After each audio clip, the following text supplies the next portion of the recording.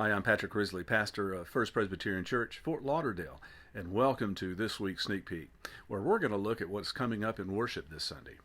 Well, it was a hard choice to choose which lectionary text I would focus on this week.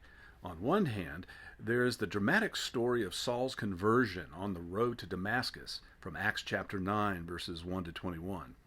On the other hand, there is the story that only appears one time in the lectionary's 3-year cycle, and it's the epilogue of John's Gospel. And we're going to look at chapter 21, verses 15 to 19. I chose the Gospel text reading because of its uniqueness.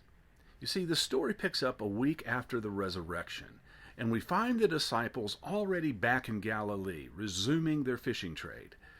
And while they struggled all night long to catch some fish, they had nothing to show for their efforts. As morning broke, John, the disciple, sees Jesus standing on the shore, beckoning them to toss the net over the other side of the boat. Give it another try. And then after they catch an incredible load of fish, Jesus then calls them in for breakfast, as he had already got a fire going and he's already grilling some fish.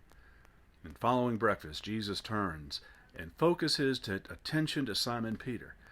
And we're going to take some time and look at that conversation between Jesus and Simon and see what we can learn from their first in-depth conversation since Peter disowned knowing Jesus on Good Friday.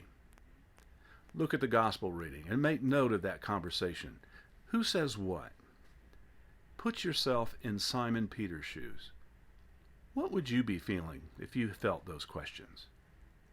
Now, also just to remember that next Sunday is Mother's Day, and it's a wonderful day. There's going to be a lot of energy, and it's one of those days that's easy to invite a friend to church with you.